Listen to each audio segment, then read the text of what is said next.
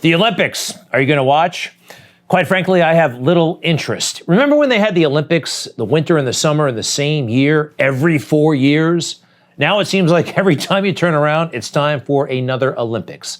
Anyway, they're in China, and I want our athletes to do well. Of course, I want them to be safe, but I want them to be themselves, be victorious. Nancy Pelosi, strangely one of the most powerful people in all of America, had some very odd advice for our athletes. I would say to our athletes, you're there to compete. Do not risk incurring the anger of the Chinese government because they are ruthless. I know there is a temptation on the part of some to speak out while they are there. I respect that, but I also worry about what the Chinese government might do to their reputations, to their families.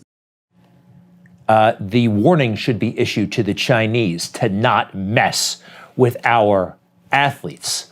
Why is she accommodating China, telling our athletes, look, if our athletes want to go over there and make a statement, I'm actually okay with that. I wonder, did Nancy tell Colin Kaepernick to stop kneeling because it ticked off half of America?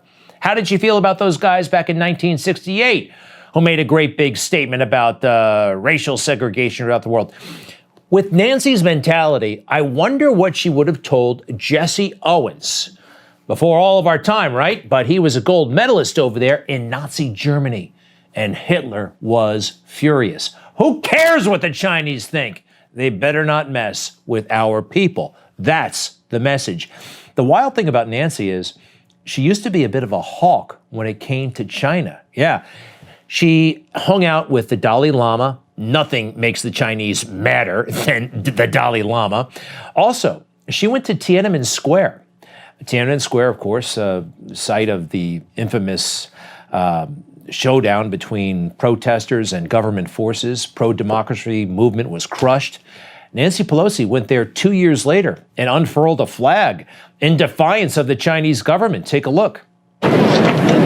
Which still burns bright, and it is a cause which will never die.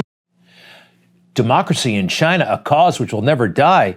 That's beautiful. She was almost arrested for that. So what happened to Nancy? There she is, pro-democracy. Now, ooh, don't cause any trouble, Americans. Well, let me put it this way. Joe has a hunter problem, right? We all know about that. And Nancy has two problems. She's got a son named Paul and a husband who's got all kinds of financial interests. We're going to focus on Paul. There's a new book by Peter Schweitzer called Red-Handed: How American Elites Sell Out to the Chinese. Nancy Pelosi's son, Paul Pelosi Jr., embarked on a series of ventures that involve Chinese investors and clients. Goes on. In addition to Paul serving on the board, the Pelosi's had a big chunk of money invested in Matthews, the China Fund. Finally, in 2010, the Pelosi's held between $5 million and $25 million in a Matthews fund specializing in Asian investment. Paul Pelosi received partnership income between $100,000 and $1 million. And Paul Pelosi reportedly is under FBI investigation. Nancy, Joe, even some Republicans, they call this elite capture. I'll get to that in a moment. But Joe says things all the time, and Nancy is saying things right now that please the Chinese leadership. Let me begin by saying one thing about competition. I've told this to Vice President Xi and then President Xi, and all the time I had to spend with him, is that one of the things that has happened in the last 20 years is as the world has become more competitive, it's awakened the competitive spirit in the United States. Competition is stamped into our DNA. And if there's anything remotely approaching the level playing field, we'll do just fine. Anything approaching a level playing field will be happy. That's not bargaining. That's giving in. That's being owned. And look at how cozy Joe has been. You know, he's always bragging about how close he is with President Xi. I've been looking at these pictures. Who's in control? Joe is just a little bit too solicitous, might be the word.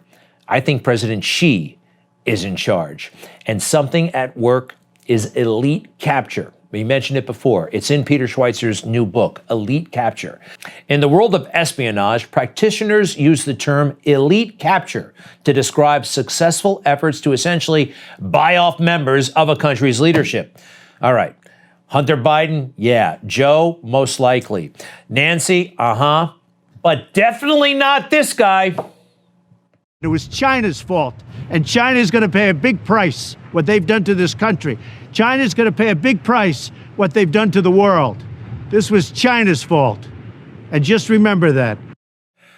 Just remember that, and remember the way he's speaking, okay? This isn't just a little bit of a tiff that the Chinese like. This is big-time tough.